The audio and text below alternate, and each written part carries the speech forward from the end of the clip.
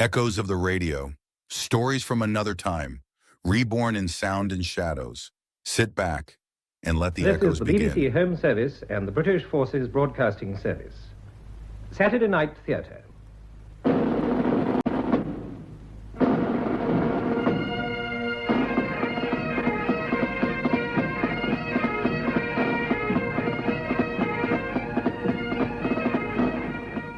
We present David March, Rona Anderson and Gudrun Ure in Shadow of Murder, adapted from her novel by Charity Blackstock. Shadow of Murder.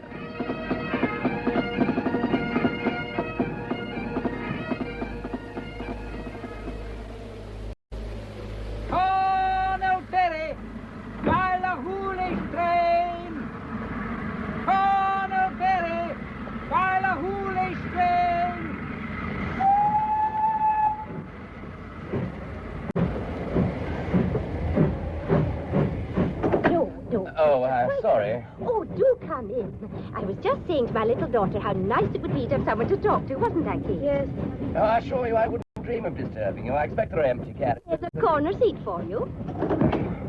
I shall be getting off at Ballahhoonish. Ah, you'll be staying at the station hotel then? No, past Glencoe and the Three Sisters.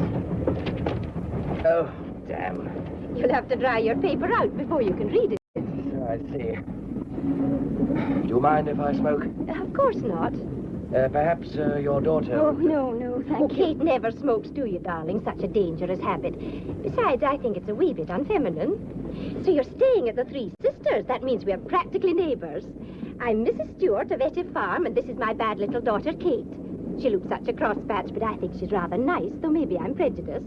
Oh, it's going to be marvellous having you so near. You must, of course, come to see us, Mr...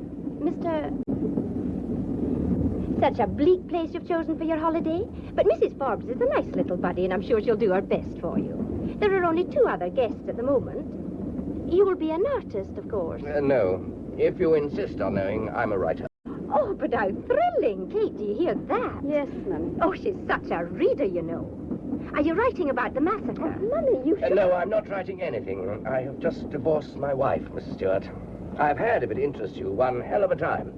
And the reason I've chosen so bleak a place is that I don't want to see anyone or talk to anyone. Oh, you poor man. In that case, Mr... Oh, I'm afraid I didn't quite catch your name. I didn't give it you. Shawfield's the name. John Shawfield. Oh? Why, of course I remember now. You were married to Sylvia Court, the actress. It was in the papers, wasn't it? It was. Well, we'll just have to try and cheer you up, won't we, Katie? Well, you're being very quiet, darling. Oh, she never talks much, Mr. Shawfield, but I know she's as sorry for you as I am. Oh, Mummy, really? It's all right, Miss Stewart. I don't need anyone's pity. That's probably just as well, Mr. Shawfield. Now, what? I understand exactly how you feel. You see, I was divorced, too. Oh, such terrible tricks life plays on one. And Sylvia Court's the loveliest girl. I adored her last film. No one could deny she was a good actress. Now, we're not going to let you brood. The past is so isolated. But I'm sure the MacDonald boy will be only too delighted to meet a fellow scribe. Who's MacDonald? Oh, he's at the hotel, too, the dearest boy. He's doing a book on the massacre, getting the local colour. He says he wants it to soak in. That should be easy enough in this climate. His ancestor was in it, you know. Alexander MacDonald of Achtriochen, who was carried to the hills by his nurse in that terrible night. Young Ian is his descendant. Oh, he's a fanatical Jacobite, though actually he's lived all his life in the south. You said your name was Shawfield. I did. Oh, I should have recognized it, of course. Campbell of Shawfield. Oh, young MacDonald will have his knife into you, you know. I assure you, my name... The word Cruachan will naturally be familiar to you. Why on earth should it be? It's the Campbell battle cry. It's a word that has the bitterest significance in Glencoe. I'm afraid I fail to see why this is amusing. Mummy, he can't help his name. Thank you, Kate. I'm quite capable of seeing that for myself. Well, I'm not blaming you, Mr. Shawfield. There are good Campbells as well as bad. Well, that's fair enough. Who, by the way, is my other fellow guest? You did say there were 2 of them. Oh, Mr. Curtis. Such a dear wee man. Is he a clansman, too? Oh, dear me, no. He's very English. A retired bank manager. I believe he's had a nervous breakdown and is here on doctor's orders. Oh, he's very quiet. Only goes out occasionally for a wee spin in his car. He's so devoted to Huey, it's quite touching. So devoted to Huey? Oh, yes. He even buys apples for him. Huey is a horse, Mr. Schofield. Oh, a Jacobite horse, I presume. Oh, that's just silly. No sillier than the rest of it. Oh, Hughie's a darling. Mrs. Forbes adores him. We call him the Lord Provost of Glencoe. Well, now, we've told him everything, haven't we, Kate? I do hope you'll not be bored with us, Mr. Schofield. I don't see how I could possibly be. Well, if you are, you must come and see us. But don't walk alone in the pass at night, will you? Not with that murderer around. Murderer? What murderer? Oh, Mummy, please don't. Oh, don't be so silly, darling. You're not a baby. Of course Mr. Schofield must be told about it. Didn't you read about that dreadful man who killed his wife and buried her under the floorboards? Oh, now you come to mention it, I did. We shared headlines, as it were. But I'd no idea we were also sharing a holiday. It was really shocking. Of course, Kate is so sensitive. She takes after me, and I don't want to frighten her, but he cut her up into little bits, Mr. Schofield, and they seemed such a devoted couple. Nobody knew about it at first. He said she'd gone away to stay with her sister, and then he went away himself, but of course... Well, I mean, he put disinfectant down, but anyway, they dug her up in pieces.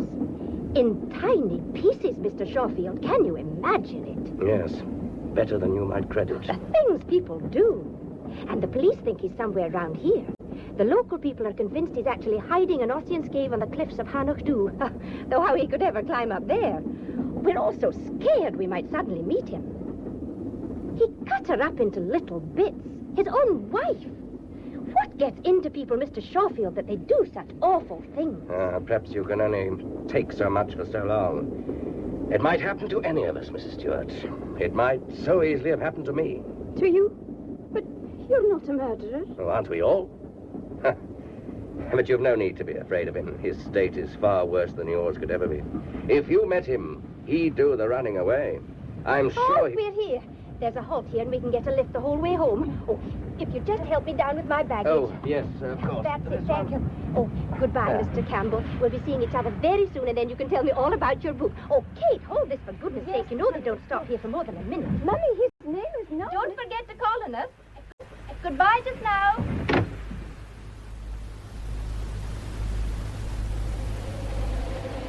Will you be Mr. Schofield? That's correct. The car's here for you, sir, from the Three Sisters. I'll be taking you up the pass.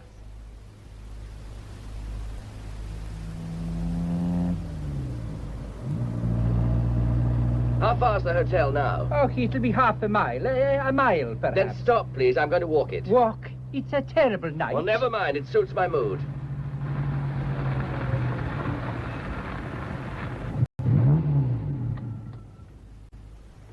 But you'd better take my case on for me. It'd be easier if I took you on as well. Mistress Forbes will think it's strange if I arrive without you. Look, surely there's no law against my walking if I want to. Do you think the murderer will get me? They say he's a little man and I'm 6 foot odd. I expect he's asleep now anyway. Tucked up cozily in Ossian's cave. Poor devil. I hope he's got a hot water bottle. I don't know what Mistress Forbes will say. After all, I was supposed to fetch you, and she'll not be too pleased to think I've left you in the middle of the pass. It seems daft to me. Are you sure you'll not change your mind, sir? No, I need to stretch my legs and breathe a little honest-to-God fresh air. Tell Mrs. Forbes I won't be long. I'll be as hungry as a hunter and needing a nice stiff drink. I'll be on my way then.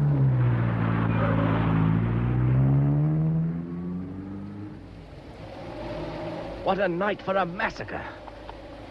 What the devil's that? Who's there? Are you by any chance a Campbell? Cruachan! Oh, why? It's Huey. Oh, my boy, Huey. I'm afraid I've nothing for you, old boy. Hey, leave my raincoat alone, will you, you fat clot? You're bulging it up without my buttons. Oh, off you go, friend. It's too damn cold to stay gossiping here, and I haven't got as much flesh on me as you have. Next time, Huey, I'll have an apple for you. Good night, old boy. I've no doubt we'll be seeing a lot of each other.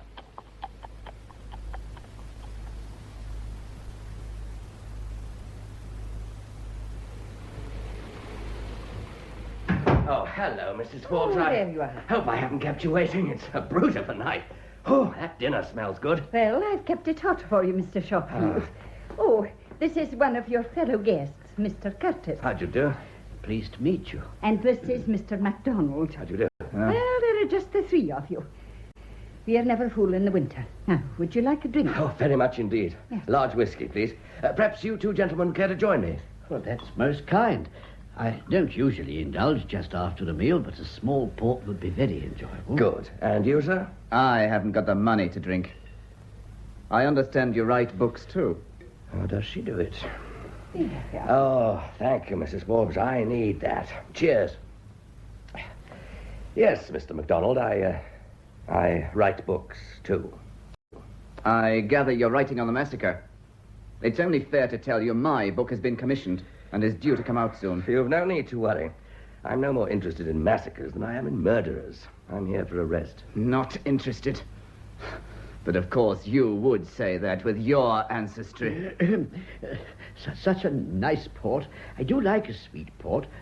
Your very good health, Mr. Shorefield. Shorefield. As you say, Shorefield. Cheers, Mr. Curtis. Thank you. Are you sure you won't drink, Mr. MacDonald? I do not drink with Campbells. Oh, one should drink with everyone. Even if one dirks them afterwards. Well, I gather my dinner's ready, and after that I'm going straight to bed. Should I perhaps say good night to the murderer? Why do you say that? Well, isn't the poor beggar supposed to be hiding out there?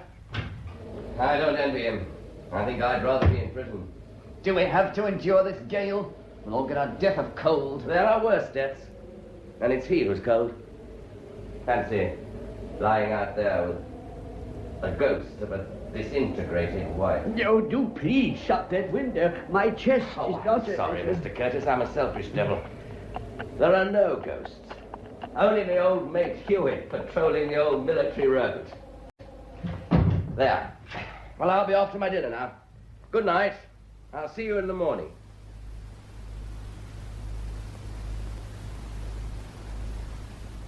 Good morning.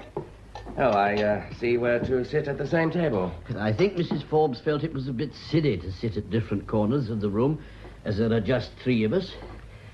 May I pass you the condiments? Oh, my God! Do you have to use that word? You'll be crooking your little finger next. I fear I do not have the advantages of your education, Mr. MacDonald. I'm sorry if my way of expressing myself displeases you. I'm afraid Mr. MacDonald's education doesn't extend to his manners. Pay no attention, Mr. Curtis, and I should like the condiments very much. This angry young man's simply showing off. I'm not staying here to be insulted. Well, well.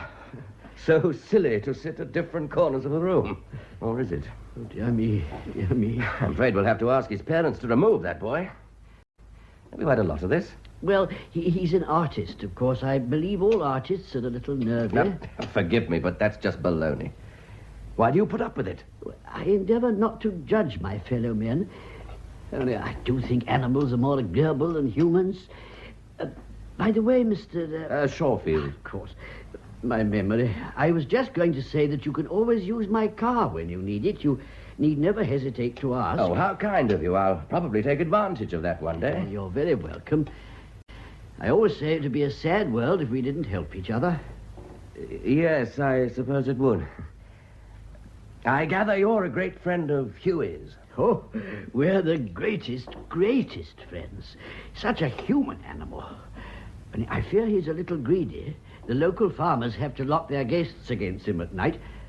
Unfortunately, once Mrs. Stewart, she owns the Etty farm near Darkens. I know. A very sweet lady. She locked her gates once, only she made a mistake. She didn't lock Huey out, she locked him in. Oh. And he ate a whole sack of oats. Oh, good heavens. But it was serious, you see, because if he'd drunk water after that, he'd have burst. Oh, it wasn't funny, I assure you. Fortunately, the dear old chap couldn't find anything to drink. Well, why does Mrs. Forbes let him wander about like that? Oh, he likes his freedom. You know, Mr. Shorefield, I sometimes wonder if the soul of the MacDonald chieftain MacEairn inhabits dear Huey's body. Certainly plenty of room. Well, when one watches him walking the pass night after night, one really gets the impression he's still brooding on the massacre. If one only knew the thoughts in his wise old head. Apples, biscuits, oats, I should imagine. Oh, no. No, you don't understand. Oh, I'm sorry, I didn't mean to make fun of him. Well, I think I'll take my little constitutional. I've not been very well, you know. I've not been well at all. Well, it's bitterly cold out. And I need fresh air. I don't like being cooped up. I wonder if this coffee is still hot. Oh, yes. Oh, was that Mr. Curtis going out? Yes, he's braver than I am. I'm just going to sit by your lovely fire. I see old Huey's just outside. I bet he'd come in here if you gave him half a chance. Oh, him. He'll stay there in the hopes of an apple. Mr. Curtis always feeds him, so he's come to expect it. Oh, Kate feeds him, too, when she's over. Kate Stewart, you know, from Etith Farm. Oh, but of course you met her mother on the train. I did, indeed. Oh, well, she's a bit of a talker, but the lassie's a nice wee thing. Though I do wish she wasn't so much under her mother's thumb. Mrs. Stewart was a great beauty in her day, you know, and poor Katie gets depressed because she thinks she's so plain. Oh, she's got magnificent red hair. Ah, if she'd only do it properly. She's a capable lassie, anyway. It's a pity she's not in charge of the farm. I'm afraid they'll end by being evicted. They never got the hay in at all last year, and 3 of their cattle starved to death. Mr. Curtis was very upset about it. But I mustn't stand here blithering. You'll be wanting to get on with your book. Oh, what is the subject, or shouldn't I ask? Oh, I just write novels. Oh, I do so like a good tale. I must read one of them. Oh, if you want something to read, there are some magazines and papers over there. And perhaps Mr. MacDonald would lend you something. He's a good boy, but very highly strung. He lets the massacre prey on his mind, as if it wasn't bad enough to have this terrible murderer so near us. Of course, I bolt the doors and windows every night. You better be careful you don't lock him in by mistake, like Huey and the Oats. Oh, my goodness me. Don't say things like that, Mr. Shawfield. This isn't really important, but has it struck you that one of us almost certainly has met the murderer? What do you mean? Our friend outside, Huey. Aye. Well, I must get on with my work.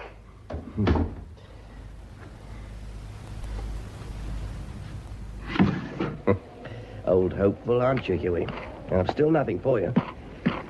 What's the murderer like? Did he ever tell you why he murdered?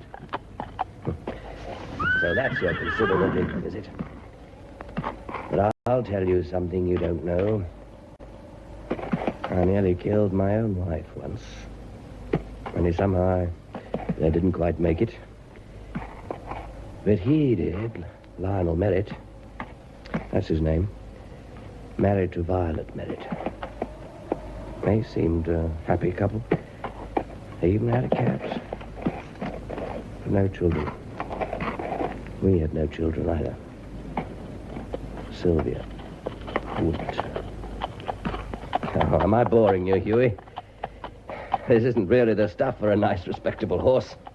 You go for your walk. I think I'll do the same.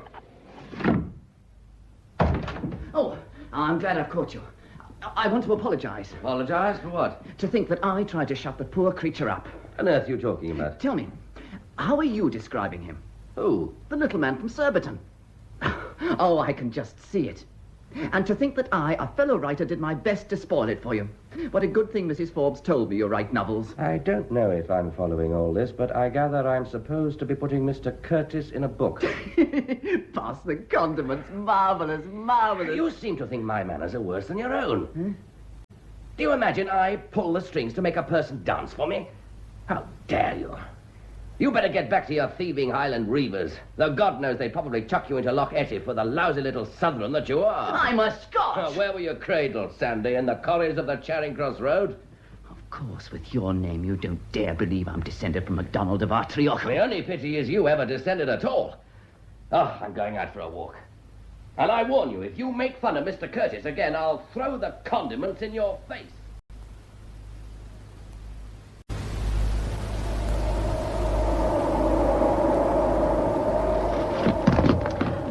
Hey, who's chucking away perfectly good apples? Why, it's Miss Stewart. Hello there. You're a long way from home, aren't you? Oh, hello, Mr. Shawfield. I was on my way to Tyndrum. Nice to see you again, Tibby Fowler. Tibby Fowler was rich. That's why the men came after her. We haven't got any money at all. We're going to be evicted. Oh, in that case, it seems a pity to waste good apples. Let me pick them up for you. Mrs. Forbes promised me these. I biked up here with a message for her, then I dropped my I bag. see.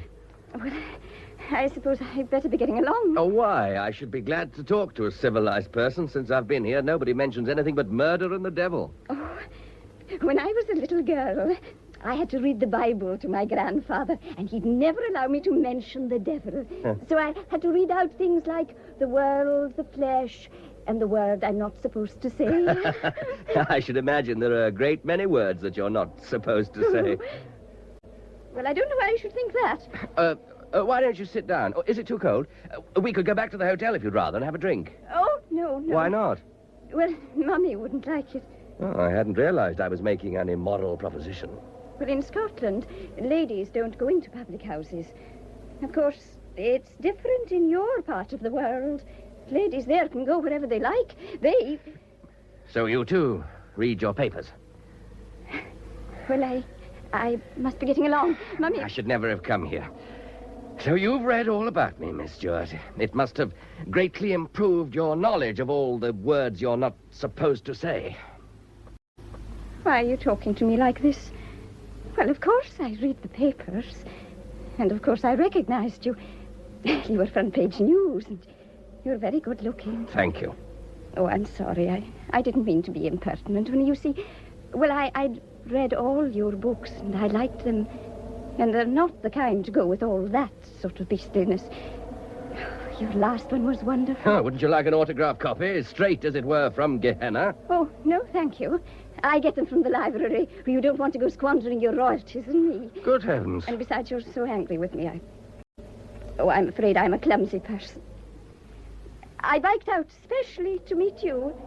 You know, before my mummy arrived. I dropped the apples on purpose. Expecting you're finding this funny.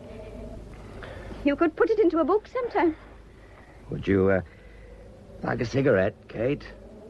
No. Why not? After all, Mummy can't smell it from here. Oh, come on. Let me light it for you. I'm sorry I jumped down your throat like that. Of course you read the newspapers. And I'm an odd face and an odd name, too. It's a Campbell name. So everybody makes a point of telling me. Oh, never mind. What about our contemporary murderer? What's the latest news? Oh, he shot you off the front pages, Mr. Shawfield. You impertinent baggage. If you're going to be so cheeky, you better call me John, or even, as my friends do, Johnny. I'm beginning to feel pushed into the elderly gentleman class. Of course. John? It comes easier after the first 10 years. So our murderer has replaced me, has he? Oh, Mr. Shawfield. John, the poor creature. They're so certain he's here. Do you think he can really be hiding in these hills? God help him if he is. Oh, to be on the run like that, I don't know how he can endure it. The pass of Glencoe is no place for a lonely, frightened man. Girl, I think you'd better come and have that drink with me. But what sort of a person can he be? A person like you and me, neither better nor worse, Kate. The human mind is like metal, you know. There's always a breaking point. Some of us murder, some of us mop and mow, some of us simply go to the devil. He chopped his wife up. That's just how it took him. You're being awfully nasty. Only because I'm afraid. Nothing makes people nastier. That's why I was so rude to you just now. Oh, well, let's walk back. We'll freeze if we don't. I'll wheel your bike for you. Oh, and you better give me your bag, too. I can't have you dropping it again. Oh, I can manage. Don't be silly. I wanted to talk to you, too. Why don't you have lunch with me? Oh, there's nothing even John Knox could say against that. You'll be superbly chaperoned, with Mr. Curtis passing the condiments on one side and Mr. MacDonald having a tantrum on the other. Oh, I can't. How cold it is. I'm sure it's going to snow. Why can't you? Mummy expects me to be back at the farm. Well, can't you ring somebody? Oh, there's no telephone around here. Mrs. Forbes has been trying to get one for ages. Oh, but it's so difficult to lay down the wires, or whatever it is one does. Oh, that must be awkward when it snows. Oh, if it snows, you probably won't get out at all. Very jolly. What does one do about food? I hope we don't have to add an outbreak of cannibalism to everything else. You really have a horrid mind. Oh, don't worry. Mrs. Forbes stocks up for emergencies. There'll be plenty to drink anyway. Well, that's all right, then. So you're definitely not lunching with me? No. You know, you're... How old are you? I'm 25. What do you think your mother has the right to run your life for you? I'm not, after all... Forgive my crudity, suggesting we go to bed together. All I want is for you to share with me the midday roast and 2 veg. Well, you're only asking me out of kindness. Oh. I hate people being kind to me. Oh, if you're going to talk like that, I've nothing more to say to you. Go back to Mummy, Kate, and tell her from me she's made a shocking mess of your upbringing. She was so lovely when she was young. Was she? I was engaged once. Congratulations. I brought him home. There is an old song now, isn't there? Now I have to call him father. You mean to say she married him? Oh, no. But he fell in love with her. And that was that. Oh, there are other kinds of murder, you know, Mr. Shawfield, than chopping people up. Oh, I simply can't call you John. I don't know why. Mummy will be calling you by your first name in 5 minutes. Oh, call me what you like. There's the hotel. You might remember, Kate, that Mummy isn't as young as she was, and that young men with Oedipus complexes don't make the best husbands. So I'll be meeting your mother again soon, will I? Yes? And she'll be turning on all her charm for me. Before I go in, just tell me this. Has she read all my books? Well, she borrowed them from the librarian last night. She was busy on them the whole evening. Do you know, I think there's hope for you yet, Kate. I'm looking forward to meeting your mother again, and I don't mean that quite as you may imagine.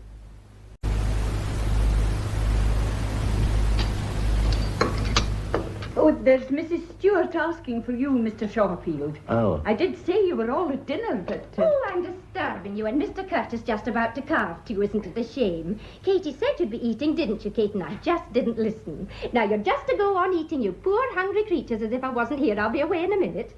I want a wee word with Mr. Shawfield. I'm sure we're all delighted to see you. We hadn't really started. Do sit down. Oh, the hell, there's the pepper. Confound it. Hello, Kate. Damn. You see, Mrs. Stewart, the effect you have on us all. Hello, Kate. Hello, Mr. Shawfield. Oh, so we're back in square one, are we? I don't know what you mean. I just came to ask you to tea tomorrow afternoon, Mr. Shawfield. And I'm not asking you, Ian. You've caught a cold, you poor boy. It's the pepper. Anyway, I'm not asking you because I know what you writers are. You'll be talking shop all the time, and poor Katie and I'll not understand a word of it. As for you, Mr. Curtis, dear, I want you all to myself when you come.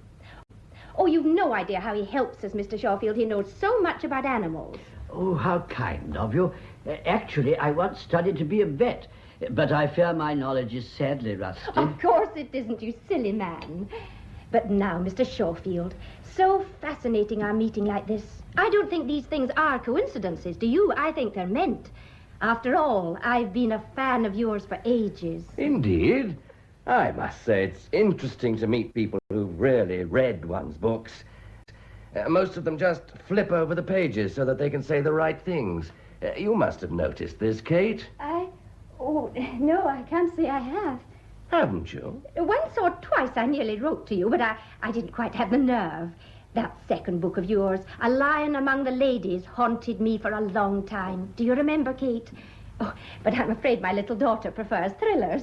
Oh, come, Kate. Surely you remember. I didn't realize I was saying anything funny, Kate. Oh, of course not, Mummy. Oh, well, never mind. If you want to laugh at your poor old mother, why not? But now, Mr. Shawfield, you'll come tomorrow, won't you? I will indeed. I shall look forward to it. Well, then, that's settled. Oh, Mr. Curtis, dear, do go on with the carving. You all look so hungry. Well, if you're sure you don't mind. How clever of you to know how to carve. He's definitely here, you know. Oh, Mummy, please. The murderer, I mean. He's been seen in the glen, actually seen. Please don't let me disturb your meal, only I thought you'd like to know. I'm not hungry. They have a description of him, you know. Apparently, he's got a scar. A scar? Yes. Oh, it's so terrible. A creature like that is no better than a wild beast. Oh, he's mad, of course. No sane person could cut up his wife. Well, I've disturbed you more than enough. Come on, Kate, darling. We must tidy up our little home before the famous Mr. Shawfield sees it, mustn't we? Would you think me very forward if I called you John? It would be a privilege. I hope, Kate, you will do the same. It sounds so much more friendly. Oh, I don't think she'd dare. Kate is very shy, aren't you, darling? Well, we must go. Bye just now. Tomorrow at 4, Johnny. Goodbye. Bye. Oh, Mr. Curtis, anything wrong? I'm sorry. I'm afraid I'm not feeling very well. Oh, can I do anything? No, I'll go upstairs and rest a little. That woman's a damn show-off. Is she? Oh, you wait till tomorrow. You'll get a magnificent tea and you'll see your books in the case at the far end. Not near enough to be obtrusive, but where you can't miss him. She did the same to me. Best of luck to her. Oh, you would say that. I'm going to tell you something. Every time you tell me something, you create an earthquake. What is it now? I've decided I'm going to marry her daughter.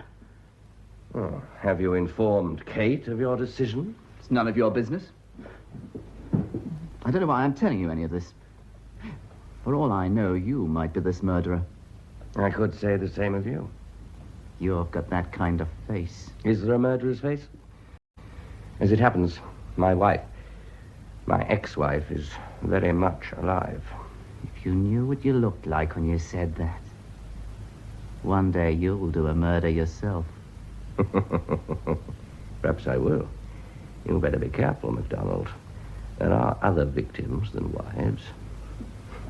What was this you were saying about marrying the girl? Oh, Kate. I think it's time she settled down. I need someone to look after me. She'll never have a name in lights, but she's a good girl. I fancy she'd marry anyone to get away from that mother of hers. I don't think she'd be any better off with you. What the hell do you mean by that? I'd give her my name and a home. She'd have married status. That's all women ever want. She'd be very well off with me. After all, let's face it, she's pretty plain. We can't all look like Sylvia Court, can we? I warn you, if you hit me, I'll summons you. Oh, for pity's sake, I was merely going to light a cigarette. But I do find it a bit distasteful that you should speak like this of your prospective wife. After all, she's a person in her own right. I'll tell you something. I'll hold on to the tablecloth. We're all together, aren't we? Getting on each other's nerves like fun. And now it's going to snow. So your intended warned me. And when it does, anything might happen. Anything. How jolly. The murderer will have to come out for one thing. He'd freeze to death in Ossian's cave. And the Glen's a queer place, you know. Ghosts aren't the only kind of haunting.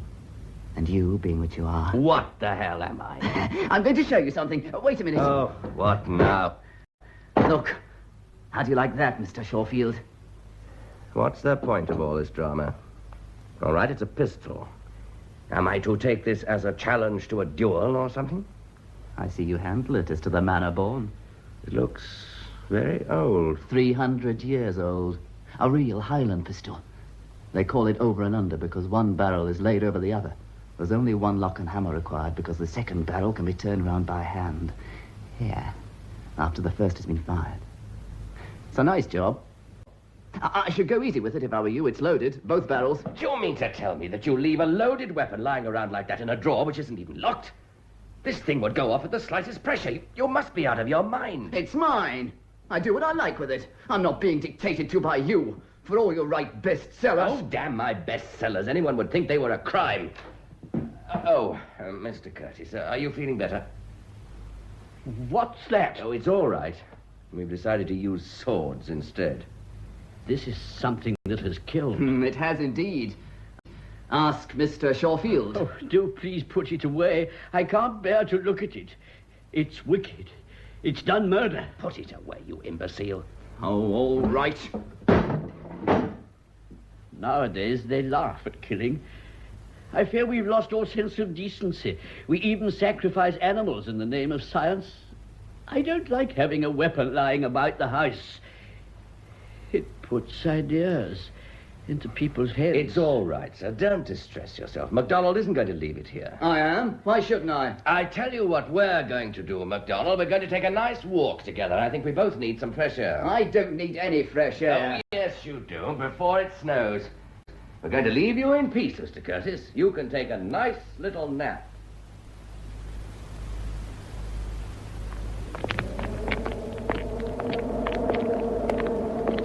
What is all this? I don't want to walk with you. Well, you are walking with me. Serves you right for baiting that poor little creature. It's a pity you don't mind your own business. Okay, okay. Oh, God, it's cold. Can't you smell the snow? Ah, that poor devil. This is no place for a murderer on the run. Tell me about the massacre, MacDonald. I'm in the mood. Wasn't it this kind of weather when it happened? Why, here's old McKeon himself to give local colour. Hey, boy! Ah, it appears he's not feeling sociable. A revolting slob of an animal. He ought to be sent to the knacker's yard. Would you murder your own clansman? What about my history lesson? I'm beginning to believe you know nothing about the massacre at all. I know it by heart.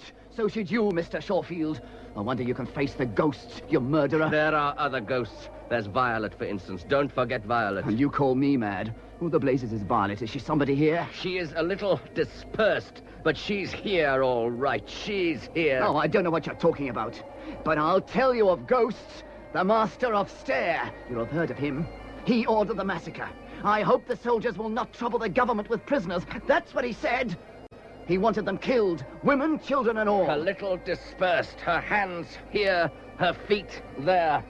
I wonder if he sees her still on the slopes of Anachdub. It was down these slopes that they fled, naked and screaming in a blizzard. The sky was red with their cottages going up in flames. They shot the old man from behind. They stripped his wife and tore the rings from her fingers with their teeth. It was bloody murder. This was bloody murder, too. When it was all over, the Campbells played a tune on their pipes from Loch Leven Shore. The Glen is mine. That's what the tune was called. The MacDonalds were dead. There was nothing left of them. There was nothing much left of Violet either. Poor Violet. It might so easily have been poor Sylvia. I nearly throttled her once. Only... Ah, well, I didn't. If I had, it would be me in Ossian's cave. Perhaps it might be even now. Well, now you know all about it. And now you know why I call you a murderer, Mr. Campbell of Shawfield. What do you say? What? Oh, my God, you look it. What an ass you are. I'm no murderer. I saw you handle that pistol. It belonged to your ancestor. He murdered mine, John MacDonald of Artrilken. When did all this take place? 1692 in the month of February. Well, it's now 1965, the month of January. And I'm going to chuck that pistol away the moment I'm back. Oh, let's stop this nonsense. Tell me about this precious book of yours. When's it coming out? I think you ought to dedicate it to me. You and your bestsellers! I don't want to talk to you anymore. I wish you'd never come. Are we all mad? My bestsellers. You couldn't even leave me that, Sylvia, could you?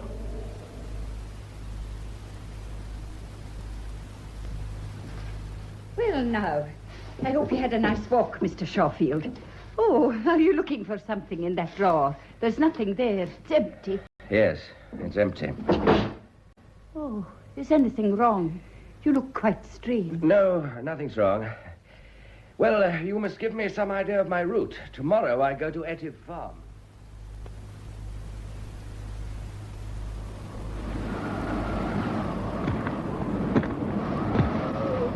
Kate! What on earth are you doing here in the middle of the road? And what's all this furniture? Well, do you have to move house in the snow? Oh, my dear girl, what has happened? We've been evicted. Oh, It's all Mummy's fault. Oh, what am I to do? What am I to do? I don't know what the hell this is all about, but I do know it's pretty well a blizzard and cold as charity. You can't stay here. You'll freeze to death. You're coming straight back to the hotel with me so that you can get those sopping clothes off. And I shall give you a large brandy, whether you like it or not. You can pretend it's medicinal. Come along at once. Yes, but these things have been ruined. Oh. And then my piano. A piano in the parts of Glencoe. Does it still play?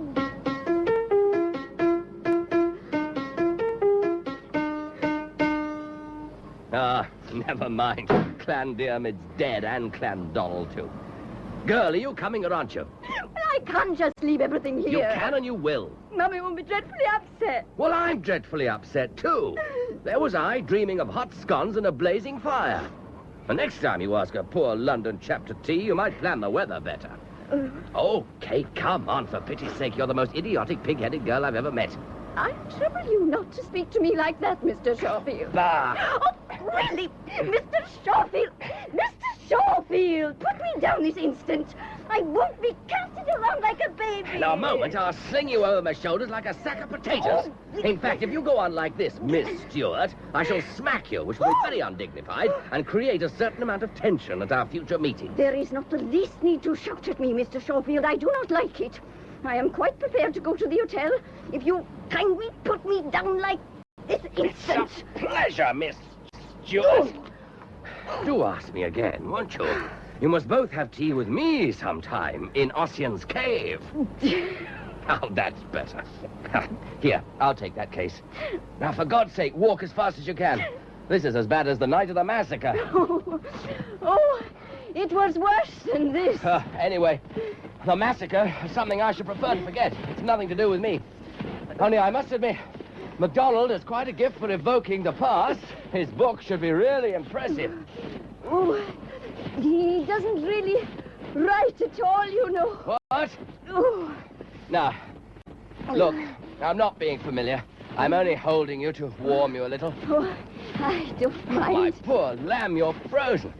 Oh, perhaps I should have slapped you after all, as a remedial measure. Oh, well, I don't think that you should speak to me like that. I am 25, you know. Oh, I'm sorry.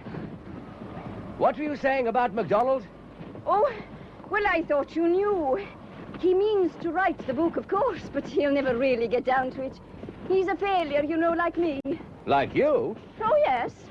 He's always making a mess of things, even as a school teacher. That's what he is, you know. Oh, he's really quite nice under all the nonsense. He wants to marry me. He thinks I'd look after him while he writes. And are you going to marry him? I don't think so. Oh, it would be such a responsibility. I'm not sure if you should let yourself be so devoured by passion, Kate. Why are you laughing at me? Have I said something funny? No, of course not. Well, I did consider it, of course. I've always been scared of not marrying. There's no earthly reason why you shouldn't get married. Now, marriage isn't all it's cracked up to be. But if you're so frightened about it, you can always take up a cause. You do it very well, red hair flying and all. In fact, I think you'd be quite terrifying. Oh, do you think so? And what cause would you suggest, Mr. Shawfield? Oh, I wouldn't dare commit myself. Oh, we're nearly home. Shall I pick you up and run for it? My legs are much longer than yours. No, thank you. I do hope you won't catch cold, Mr. Shawfield. You must take a good tot of whiskey when you go to bed and get Mrs. Forbes to give you a hot water bottle. You are the most extraordinary girl. You know, you haven't told me what all this is about yet. And where's your mother? Did she forget she'd asked me round? Well, you see, we knew they were going to evict us. They said we didn't manage the farm properly. Mummy's never taken it seriously, but when the final note came, she got frightened and went out, thinking that they couldn't do anything if she wasn't there. Only, it didn't make any difference. They just took everything out and dumped it by the roadside. And what about your mother? Oh, I expect she's gone to Edinburgh. What the blazes do you mean? We have cousins there. I don't find that an adequate answer. Well, what was there for her to do? She doesn't get on very well with Mrs. Forbes, you know. She probably parked her bicycle somewhere and got a lift to Oban. Oh, I'll hear from her in a day or so. You tell me your mother leaves you to cope and waltzes off to Edinburgh? I hope she sinks in a 10-foot drift and freezes stiff. She should be shot. Really, Mr. Shawfield? I am quite capable of coping with the situation. Oh, sure. When I saw you this afternoon, I was amazed by the way you had everything under control, down to the bottom C of the piano. Oh, shut up. Oh. Oh, there was such a lovely tea for you, too. beautiful cake. I made it myself, Mr. Sharpie. Oh, Mr. Sharpie, put me down. Put me, I won't have I'm it. not putting you down. I'm getting you back as soon as I can.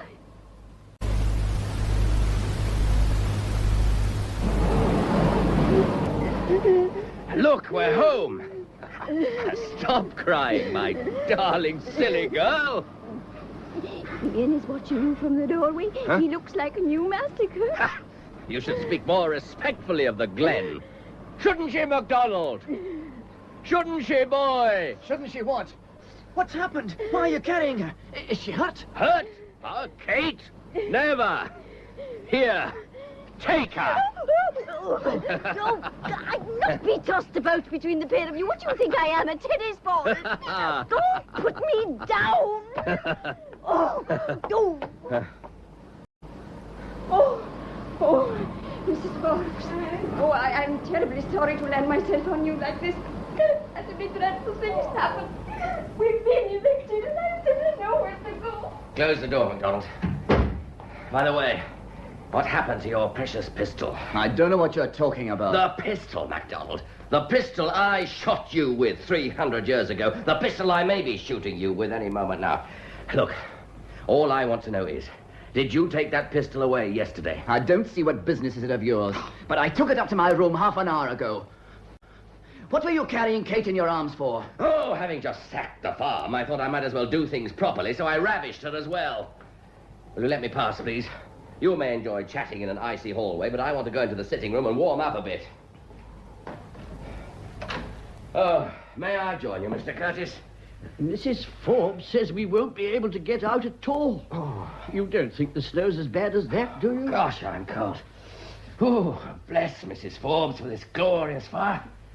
What? Oh, I don't know. It's really coming down with a vengeance now. But I must get out tomorrow. I simply can't stay in all day. It's bad for me. I've not been well, you know. The doctor said it was essential I should have fresh air. Lord knows it's fresh enough. My dear chap, I don't like being cooped up any more than you do. In any case, I want to get down to Ballachulish tomorrow, see about Kate's belongings. She's been evicted into the snow, you know. And frankly, I don't think any of us will get out if it goes on like this. But I must... Mind you, I do understand how you feel. We're not exactly a coordinated group. If you feel you simply can't stand us, why don't you stay in your room? I'm sure Mrs. Forbes wouldn't mind. I know what the need for privacy is, God knows. Do you? Oh, yes, I had a wife once, you know. And wouldn't she leave you alone? Not for a minute, not even to write. I don't know why I'm telling you all this. You stay in your room, Mr. Curtis. Walls are good 18th century workmanship. You won't hear us brawling downstairs. It might thaw tomorrow. It might. I must get out. You don't understand. I must. That pistol. Oh, now, don't worry about that. MacDonald's taken it away. And high time, too. Well, I'm going to get myself a drink. I think I've earned it. Would you like something? Oh, no, thank you. It's very kind of you, but alcohol doesn't suit my constitution. Suits mine. There now. Oh, thank you, Mrs. Forbes. I needed that. How's our Kate? She's all right. She's had a hot bath and a good drop of brandy. I lent her my dressing gown and put her by my sitting room fire. Oh. Fancy Mrs. Stewart leaving the poor lassie in the snow and going to Edinburgh. Yeah. I could wring that woman's neck. Things were different before Mr. Stewart left her. Oh, of course. Husband. Aye, he couldn't take it. He's married someone else now. The poor lassie's never been the same since. Not that Mrs. Stewart would care. She always used her as a kind of servant and keeps on telling her how plain she is. If she was lying dead in the snow this very minute, I'd not care. Perhaps she is. Now, you'll have a refill. Oh, Mrs. Forbes, you're making a lush out of me. Oh, no. Well, no. why not? It's one hell of a night. Mr. Shawfield. Cheers. I was thinking maybe you'd go up and have a word with Kate. I know she'd like to see you. She wants to thank you. There was nothing to thank me for. Of course I'll go. Oh. And you won't mind the dressing gown? I think I could survive it.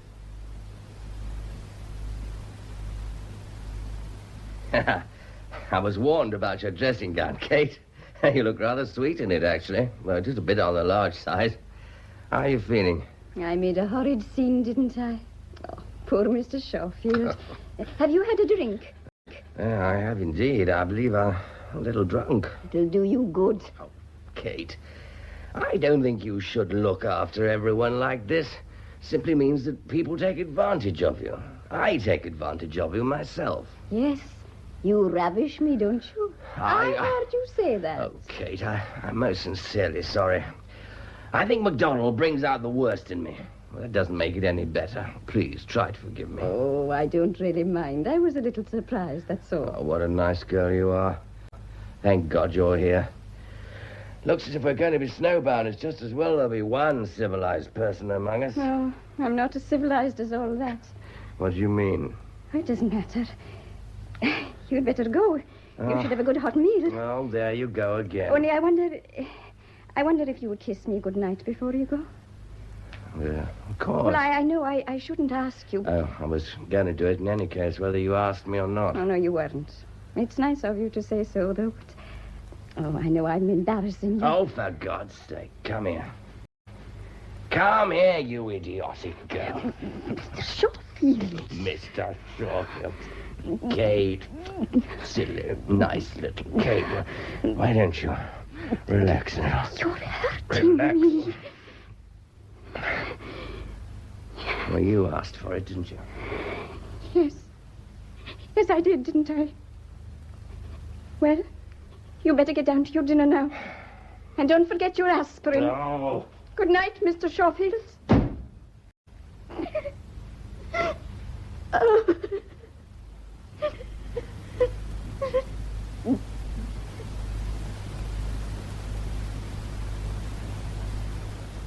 Well, you'll not be going far this morning, gentlemen. There are 6-foot drifts outside. Hughie's just sunk in one up to his ears, the daft creature. Well, I do hope it clears by tomorrow, because if it does, there's a little treat for you. Oh, and what's that, Mrs. Forbes? Oh, there's the cinema at Kinlochleven. It comes round to all the villages once a fortnight. Oh, perhaps you could drive them down, Mr. Curtis. Oh, I fear I'm not one for the films. But, of course, my car is entirely at the disposal of anyone who wants to go. Ah, well, then, Mr. Shawfield and Mr. MacDonald can take Miss Stewart down. Oh, Kate, we were just talking about you. I was saying you must all go to the cinema tomorrow. Good morning. Well, yes, I should like that. No, I've no time for such things. I have my book to get on with. Besides, I don't want to be intruding. Oh? And what makes you say that, Ian? Yes, what makes you say that, Ian? It's a very interesting remark. We should all be delighted to hear your explanation. It's falling very heavily. It's really quite blinding. One can only hope, can't one? Well, just clear away the breakfast things. I'll help you, Mrs. No, Fox. no, dear. No, you just rest a while. Well, one can only hope, can't one? I wouldn't want to spoil your fun. It's a case of two's company, no doubt. I don't like playing gooseberry. Perhaps you would care to enlarge on these odd statements. I really believe it's not quite so heavy. I know you're kind. I've read the newspapers, too. I know all about you and your precious wife. And now you honor us with your presence, the dashing Mr. Shawfield. And naturally you make a pass at any girl you see. Your sword would seduce your own grandmother, given half an opportunity. Right. Please, Mr. Shawfield. I'll deal with this. Now, what is the matter with you, Ian? Mr. Shawfield's never made a pass at me. He was going to hit me. Well, I'm not surprised. I think you ought to apologize. You better hold your hand out, MacDonald. Or should I call you Ian? You are being silly too, Mr. Shawfield. Really, I've no patience with either of you. Oh, I can see when I'm not wanted. Looks as if you and I'll be going to the cinema alone. Well, that'll be very nice. Ian is very highly strung. He'll be strung a good deal higher if he goes on like this. Oh, surely you're big enough not to mind what he says. He's so unhappy and mixed up. But anyway, knocking people down doesn't do any good. Thanks for the sermon. I didn't mean to... Well, I must go and help Mrs. Fawn. She said she didn't need it. Talk to me instead. Well, I don't see what there is to talk about. Kate. What is it? Don't look so frightened. I'm not. I'm not going to say anything rude or unpleasant. I know I've been both to you. I'm sorry. And MacDonald was perfectly right. I'm just the mess he said I am. I'm not sure if I'll ever be anything else. Not as long as my wife sticks in my memory. And then I meet someone like you. And you're sweet, Kate. Oh. But you are. Only I'm not the sort of person for you. When I kissed you last night. I asked you to kiss me. Don't you remember, Mr. Shortman? Oh, damn your eyes for an exact and pedantic little prig. All right, then. Now, I am asking you to kiss me. No. Have it your own way. I'm just nothing now. You mustn't bother about me anymore. Shall I tell you what I think?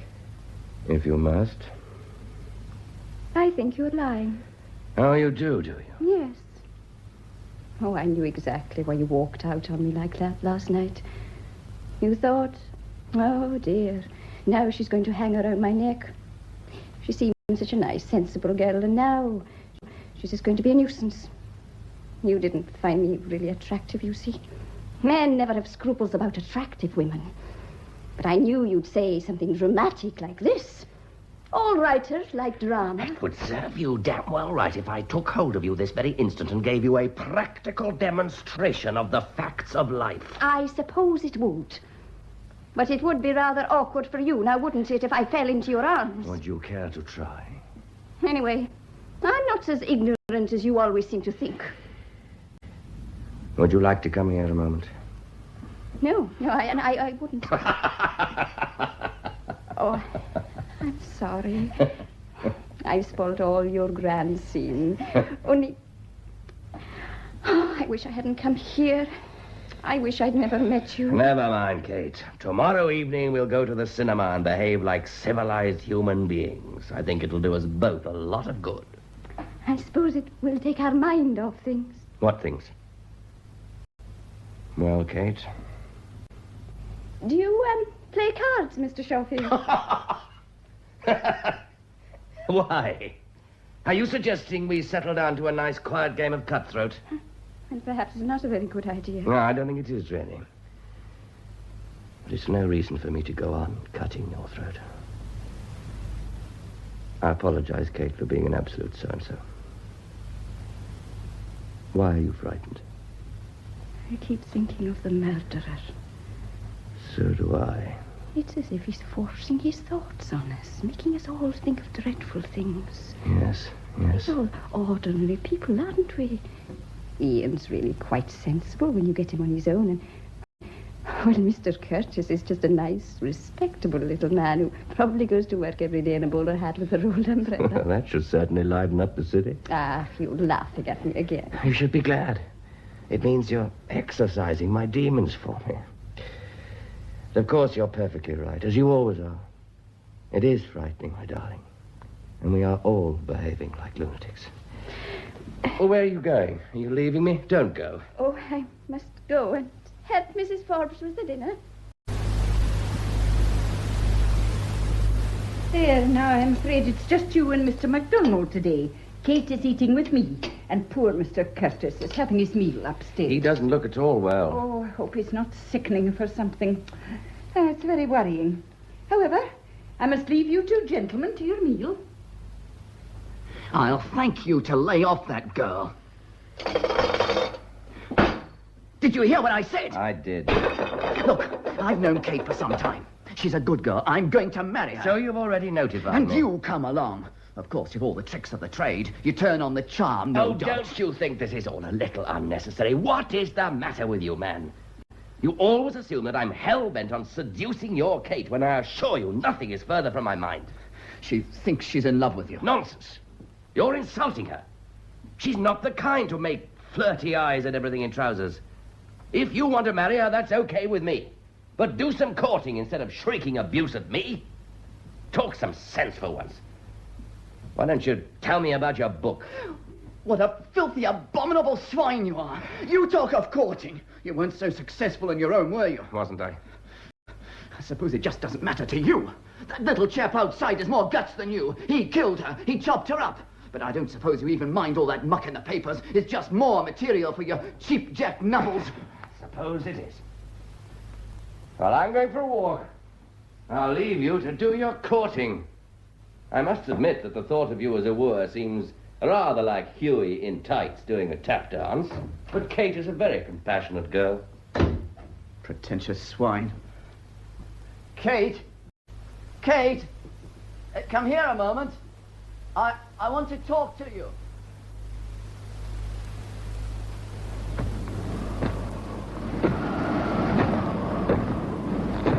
I thought you were up in your room, Mr. Curtis. I really don't think you ought to be out in this weather. I know it stopped snowing, but it's bitterly cold. Yes, I'm well wrapped up. Are you looking for something, sir? Why should I be? Oh, I'm sorry. I thought you were ferreting around with your stick. But of course, it's a damn silly question. You couldn't find a house in all this snow. I'm just taking a little constitutional. Hardly the weather for it. I wonder if they've caught the murderer yet. Well, of course not. Of course, with half the Shire looking for him. Actually, I've developed a theory about him. And what is that? I don't think he's shut out at all. I think he's shut in. And the best of luck to him, poor devil. Oh, was that Huey over there? No. You looked over your shoulder. I saw him wandering about a few minutes ago. I wish you wouldn't keep on asking me questions. I beg your pardon. I didn't mean to... Well, it's really very irritating. It worries me. I don't like silly questions. I do hope it's a nice, jolly film tomorrow. I'm sure Miss Stewart will enjoy it. She's such a charming lady. I always think... Yes, she is, isn't she? She's kind. It's a quality one doesn't often meet in the modern generation. I've often watched her with Huey. I always feel the way people behave with animals is very revealing. I can't abide cruelty to animals. Shouldn't you come in now, sir? I'm sure Mrs. Forbes has a good fire waiting for us. Do stop bothering me. I like the fresh air, I tell you. All right, all right. I don't. Not when it's as fresh as this. I'm going back to the lounge.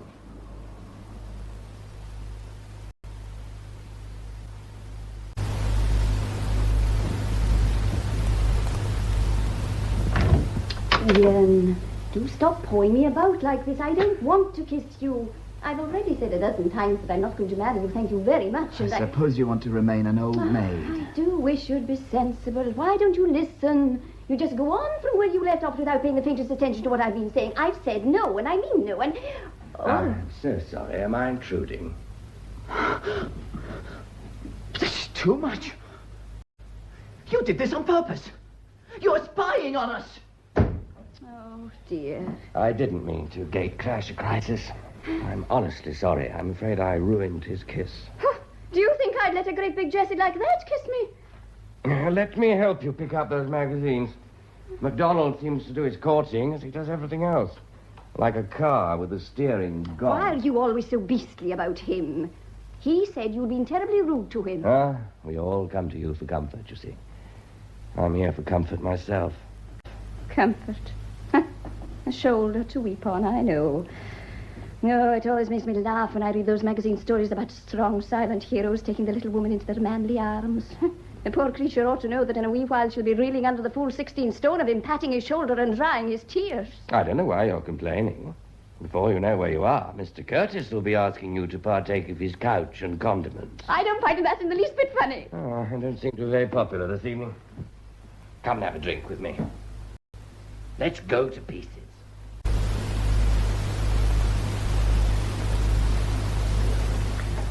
Well, Tippy, see you drink your whiskey like a good Scots girl.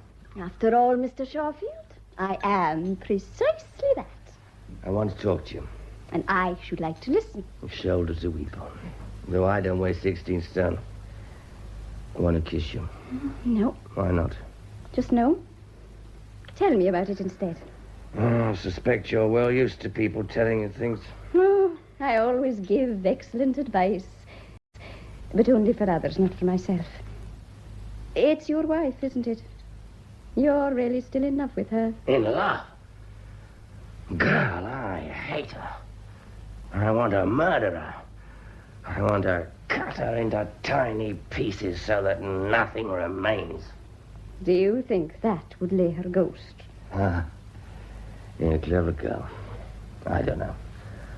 Only Lionel could answer that. Lionel? Murderer. Oh. Oh, I forgot that was his name. I've been thinking about him so much. I don't know him, but I do know that by destroying her, he's destroyed himself. Do you mean that? I'm sure of it. I think murder leaves a shadow. It's like this glen where murder has sunk deep into the soil. Ah, that's the voice of whiskey, my love. Perhaps it's the voice of Lionel? Don't add yours to it. Was your wife so terrible? She had to destroy, too. Even my part to write. And if I can't write, Kate, I'm lost and damned.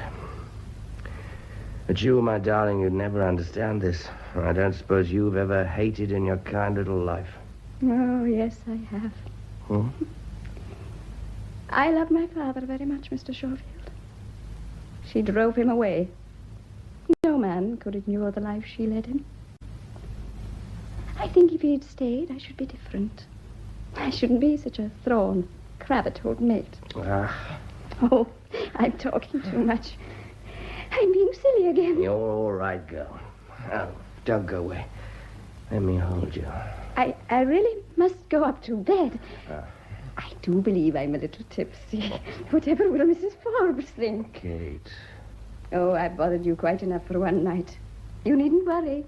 I won't hang about your neck, I promise. Good night, Mr. Schofield. Kate. Oh.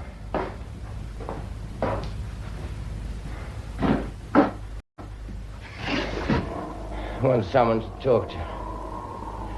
I must have someone to talk to. Huey! My boy, Huey! Where are you, huh?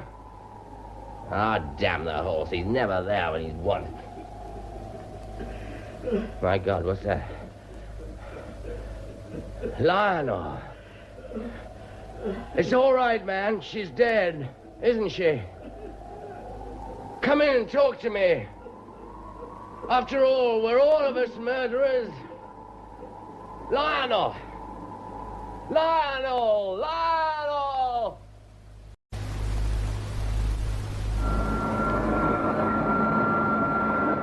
Mrs. Ford. Oh, I can't hear a thing through this. There, now, what did you say, Mr. Schofield? I just wondered, did you hear anything last night? What do you mean? Like someone crying? Oh, I sleep very heavily. He's still in the papers, but they don't think he's hiding out now. They think he's in a hotel. Someone saw him at Ballachulish. It's that scar, you know. It's on his wrist. They think it may be where the knife slipped. They never found the weapon, you know. London has a deep and wide river, Mrs. Forbes. Oh, well, it's nothing to do with us, is it? Oh, I hear Mr. Curtis is lending you his car. Mm. Oh, what a blessing it is it's thawing. You'll need to start about 6 tonight.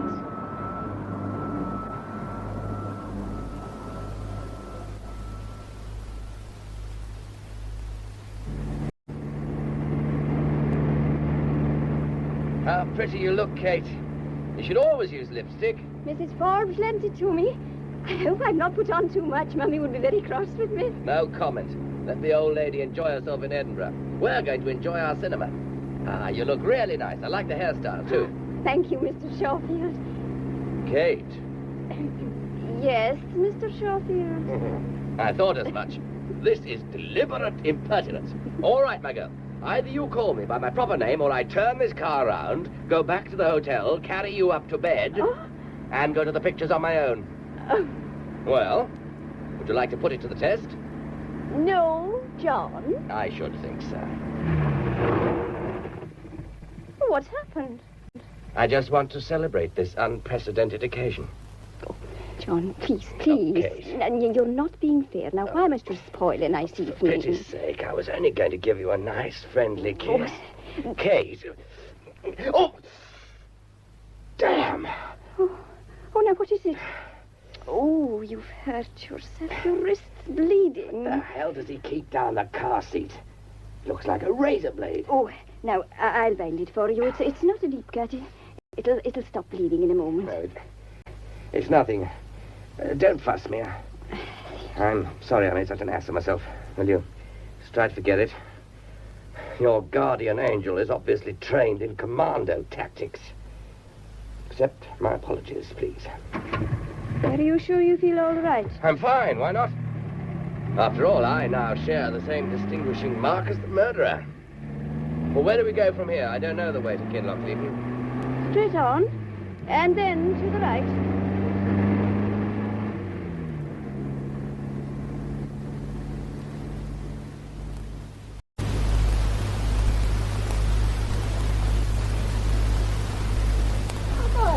Wasn't it a lovely film? Here you are. I didn't think we'd get that one. I think Sylvia, of course, is lovely actress, don't you? In you get. Quite a coincidence, wasn't it? That it should have been one of Sylvia's films. Did you enjoy it, darling? It was very nice. Should we drive somewhere and get a drink? No, thank you. You sure? Yes, thanks. Oh, all right, then I'll drive you home. What did you think of my wife? Oh, she's very lovely. It's all rather amusing, actually. Well, it is funny, don't you think so? Oh, for God's sake, I must say you're not the most enlivening of companions. You better have the radio on. Perhaps it'll wake you up a bit. What the hell do you think you're doing? Did Mummy never tell you not to grab at a driver's arm, especially on a slippery mountain road? You might have killed the pair of us. Johnny, I know you hated her. I know she's hurt you dreadfully, but leave her be now. She doesn't matter. She can't touch you anymore. She'll get what she deserves in the end. She will indeed. Oh, please, Johnny, listen. Please, you must listen. It was wicked that it should be that film, and I wish I'd known, but does it really matter so much to you? That part of your life is over and done with. You need never see her again. I have to see her again. No, please. Let her go to the devil any way she pleases. I'm surprised at you, Kate. What would your grandfather say? Oh, are you going to ruin your life for her? You fool. Can't you see that is what she wants you to do? What do you mean by that, Kate? I should like an answer. We're not moving till I get one. All right. I'll answer. I think you're planning to kill her. You're going tonight, Johnny. I know you are. All right. If you have to know, I am going tonight. I had a letter this morning from my solicitors. Oh, there's been no postman today. I put a call through this morning. There is no telephone. And you said it was a letter. Oh, you're driving me mad with all this insanity. It'd serve you right if I put you out of the car and made you walk home. You are going to kill her. I know it. You win. I'm going to see her anyway. I mean, I don't know if I'm going to kill her. Oh, don't be frightened, Kate. There's no need. I'll try not to do anything silly. Johnny. Johnny, you're not to go. I have to. I'll go for you. I'll give her any message you want. Oh, my darling idiot. She'd eat you alive. Oh, I'm not afraid of her. I can sort her, all right. You don't know me, Johnny. You don't know me at all. I'm beginning to see that. But I have to go, Kate. I can't explain exactly why, even to myself. It's as if there's something in this confounded glen that's pushing me on. It's your novels, Johnny. I know you'll write again. I'll make you write again. Oh, Johnny, if it would help you, I'll do anything you want, Johnny. Anything. I love you. I'd give up the whole wide world to stop you going. I'm not as silly as I used to be. If you want me to. What? Oh, Kate. Oh, my dear, dear girl. Thank you, Kate. I'll never forget that. But I wouldn't want it to be like that for you. You deserve better. Dear Kate, I'll be honest with you. I have to go to London. But what will happen when I get there, I don't know. I don't know anything anymore. Come, darling.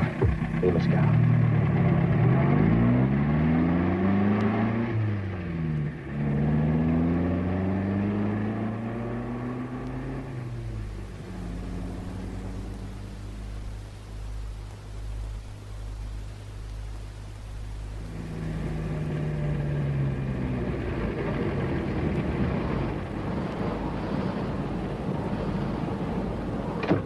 It's long after midnight. We'll have the elders of the kirk talking. What a good thing Hughie's here to chaperone you.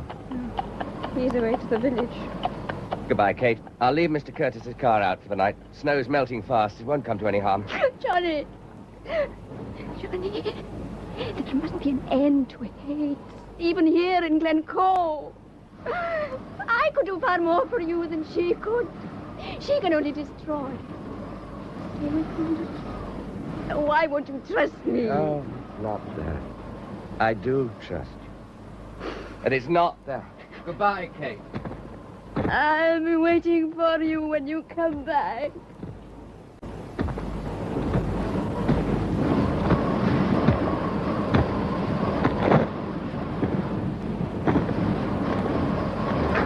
Damnation, what's that? This is just about the last straw. What the hell are you doing out of this hour in the morning, MacDonald? And is this confounded bicycle yours? Left, presumably, to trip me up? I've been waiting for you. Oh, go back to bed, you confounded idiot, and take your bike with you. Oh, no, you don't get away with it like that. You murderous Campbell. Look here, MacDonald. I've had just as much as I can take.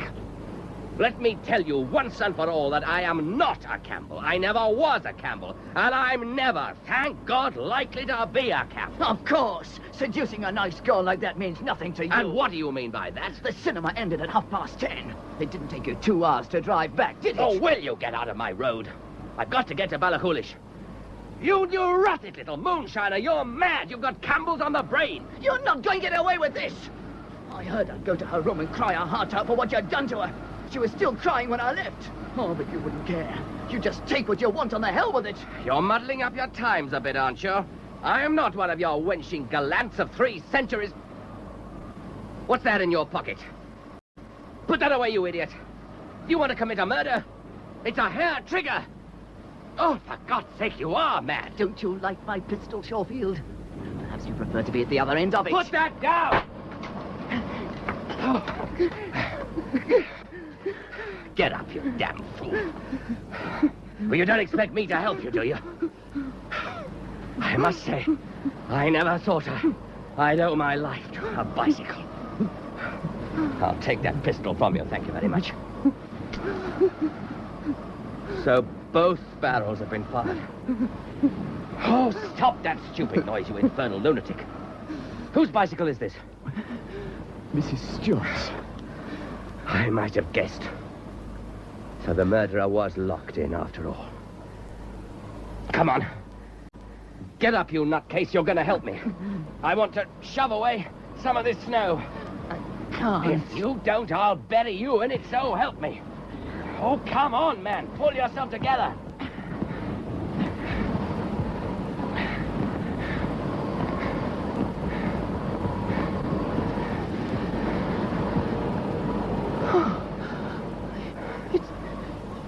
Mrs. Stewart. I told you not to leave lethal weapons about. Come along, we better get back. We've made enough asses of ourselves to create a new massacre. You can't leave that poor lady lying there. You imagine either of us is in any state to carry her? Besides, the police will have to be notified. She's dead. I can't feel any more for the dead. It's time I concentrated on the living. Only, I want to tell you this, MacDonald. You keep on calling me Campbell of Shawfield.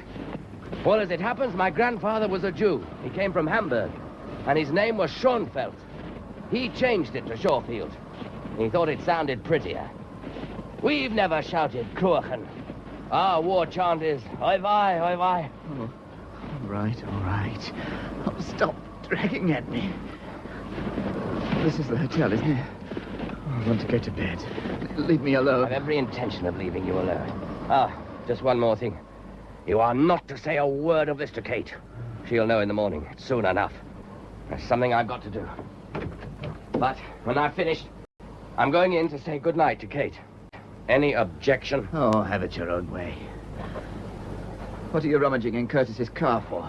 Death. Suppose you think that makes sense. Where are you going? I'm going to see Mr. Curtis.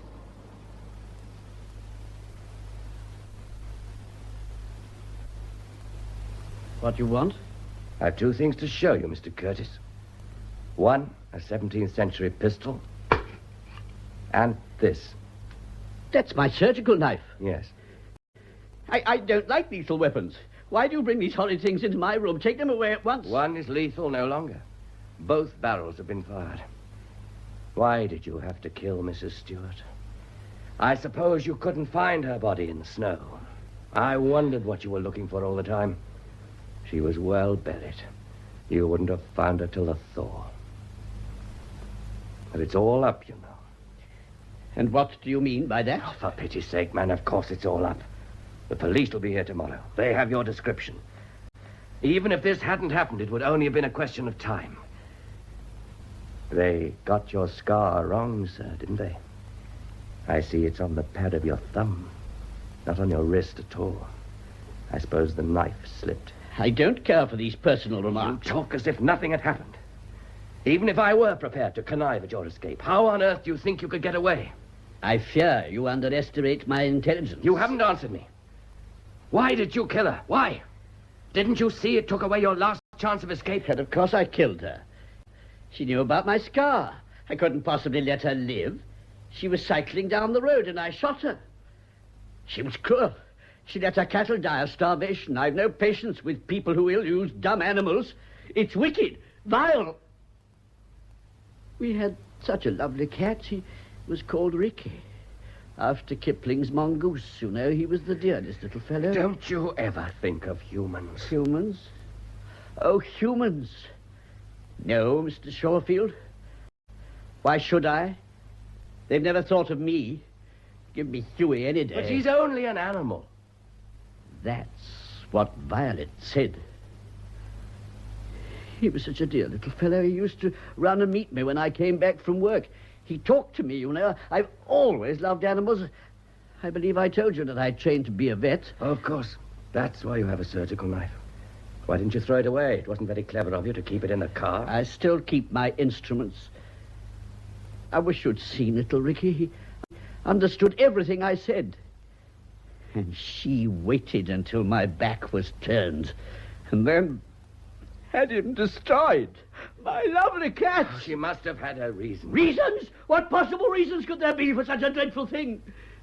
She said he was dirty. After all, he was an old gentleman, 15 years old. It wasn't his fault if he occasionally made a mistake. But she couldn't bear anything dirty in her home. She took him round to the vet while I was at work and had him put to sleep. So I killed her. I suppose you are going to repeat all this to the police? What else can I do? You litter the place with corpses like a battlefield.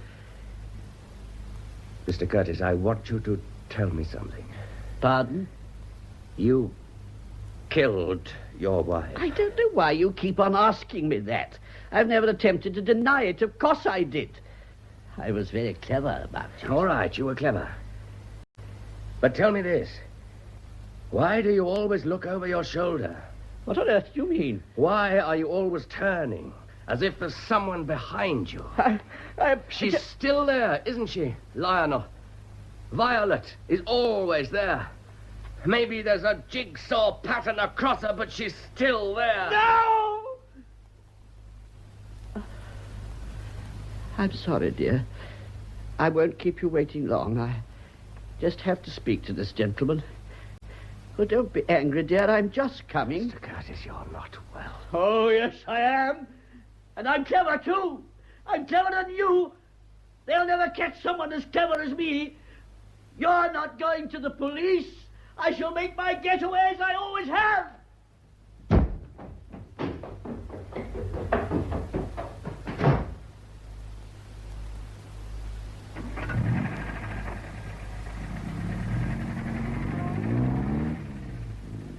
I suppose you're going to see Kate now. Yes. The only person I could bear to talk to. I don't really mind. I'm leaving here. I'm going back to teaching. That sounds about the most sensible thing I've ever heard you say. I can do my book in my spare time. Yeah, expect you can. What's the matter with Curtis? I saw him tearing down the stairs just now, as if all the devils in hell were after him. I imagine they were. I'm not driving fast, dear.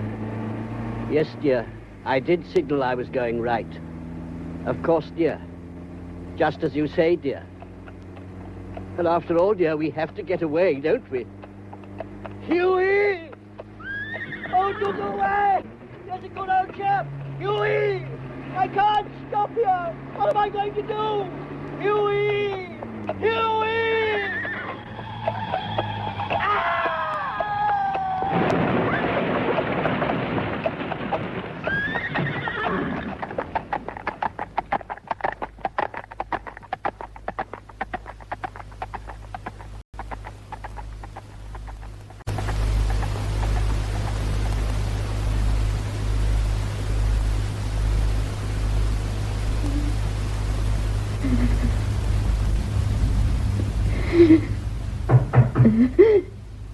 Who's that?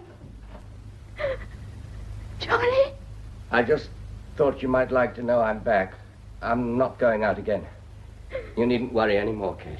Oh, my darling, my poor darling. You've been crying yourself sick.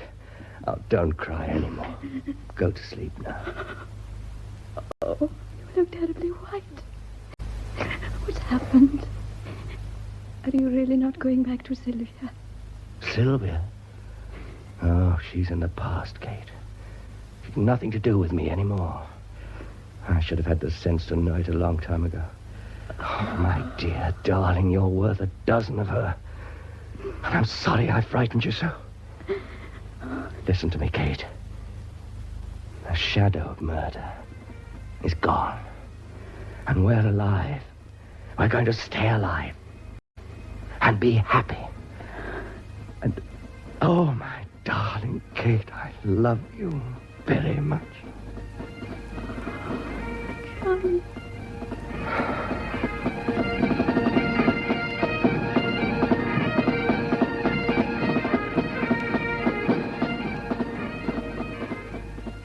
That was David March as John Shawfield, Rona Anderson as Mrs. Stewart, and Gudrun Ure as Kate Stewart in Shadow of Murder by Charity Blackstock, with Eric Anderson as Curtis, Fraser Carr as MacDonald, Molly Rankin as Mrs. Forbes, Arthur Lawrence as the taxi driver.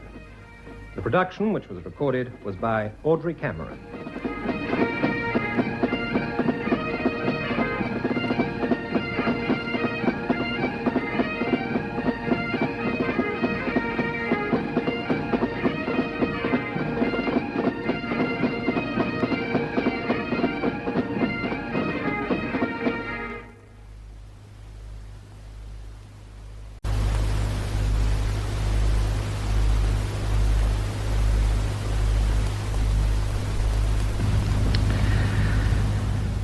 After the 11 o'clock news summary, Music at Night is a program of British chamber music, a piano recital given by Alan Rowlands. And he'll be playing work by E.J. Moran and Arnold Bax, and the main work is the sonata by John Ireland. That's Music at Night at approximately 2 minutes past 11 in the home service. Now, in just a few seconds, the chimes of Big Ben and the 10 o'clock news.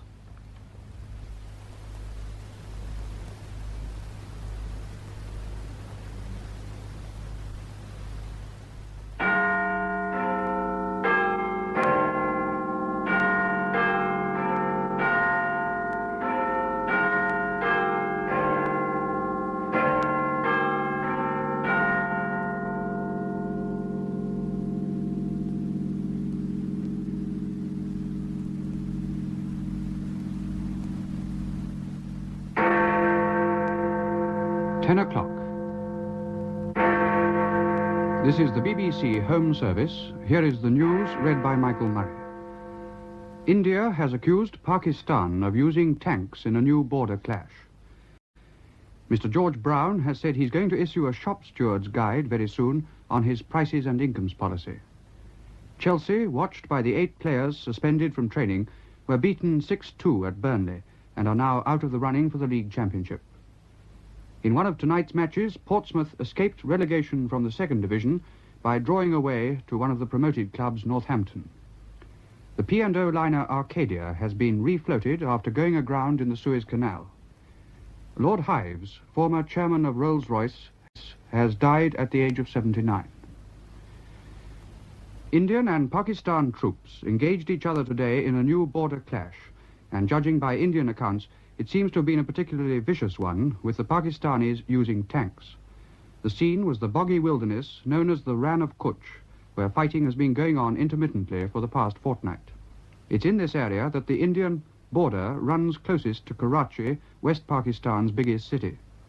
Most of the details of the fighting have come so far from the Indian side.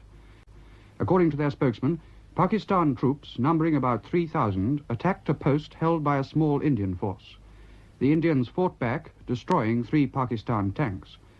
The latest reports indicated that fighting was still going on. The Indian spokesman said Pakistan had brought up a substantial force, including, as well as tanks, medium artillery and 2 squadrons of fighter bombers. The scale of these preparations, he said, suggested that Pakistan was taking an increasingly threatening attitude. When you start using tanks, he added, it is very near war. A Pakistan spokesman has said that Pakistan forces retaliated after repeated firing from Indian positions in the Rann of Kutch. He claimed that the Indians suffered considerable casualties. It's not clear whether the Pakistan statement refers to the same engagement as described by the Indians or to another incident in the area. Our Commonwealth correspondent says the tone of the Indian spokesman's remarks is unusually tough, and if indeed Pakistan has been using tanks, then the situation will undoubtedly cause international concern. The British government is keeping a close watch on developments.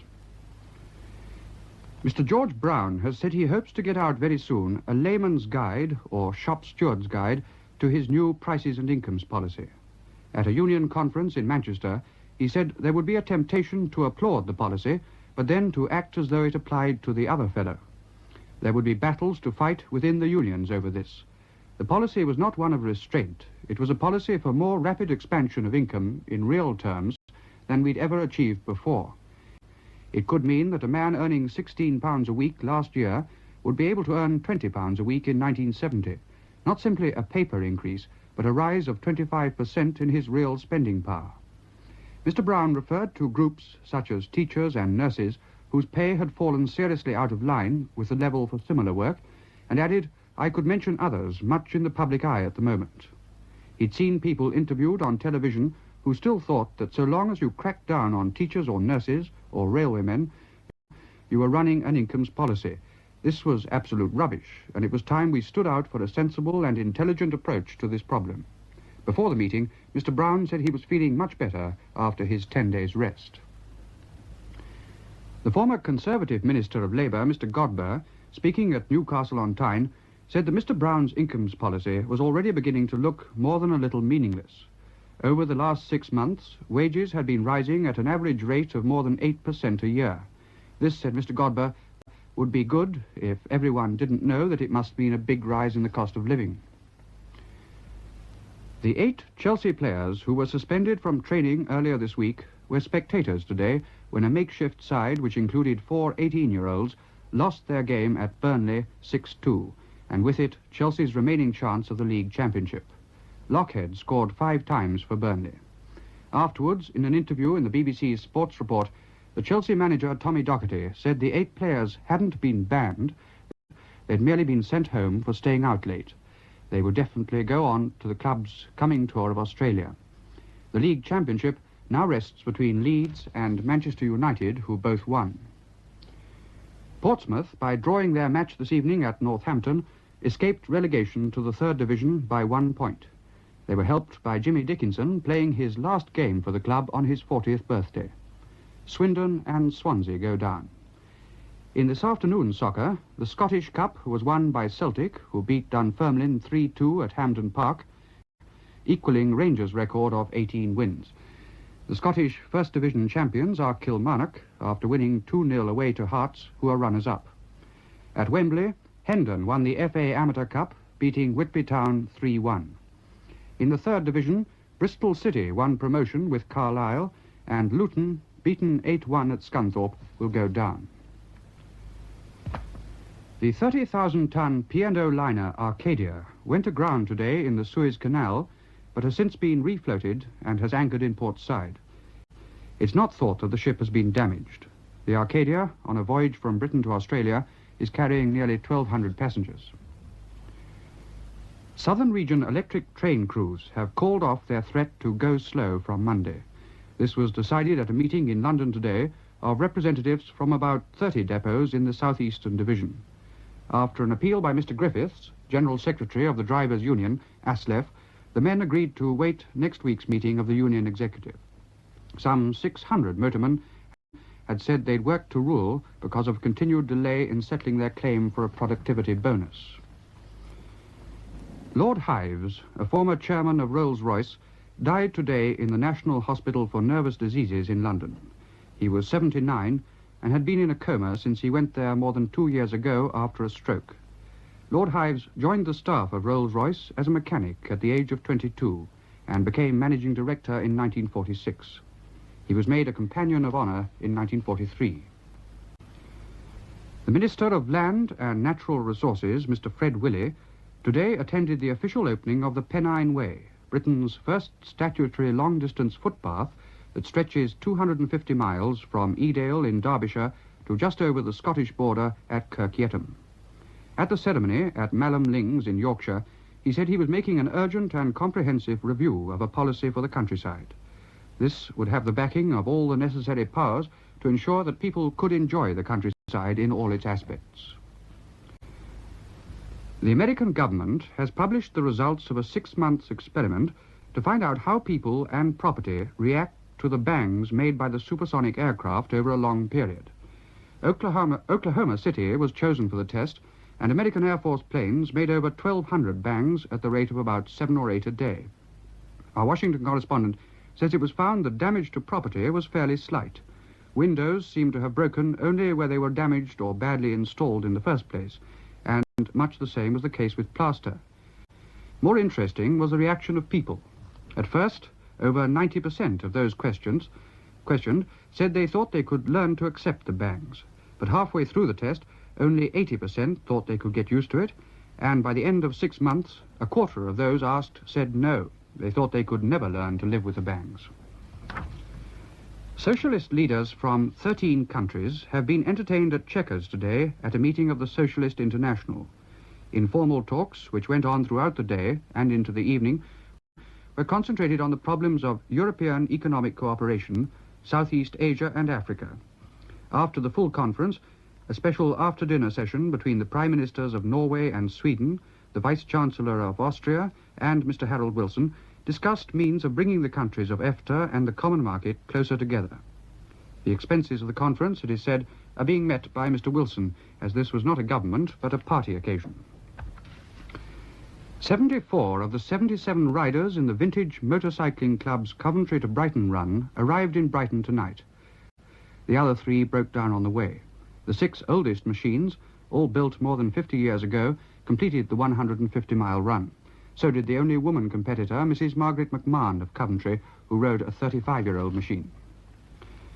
The Soviet Foreign Minister, Mr. Gromyko, according to the New York Times, is to have an executive type of American limousine costing about £6,000. It is equipped with a bar and a television, and the report says it is already being shipped to Russia. The car, a Lincoln, will take 8 people. The weather. Tomorrow is expected to be dry for much of the day, with some sunshine in eastern areas. Rain will later spread from the west. That's the end of the news. You've just listened to another timeless tale from Echoes of the Radio. See you in the next story. And remember, every voice has an echo.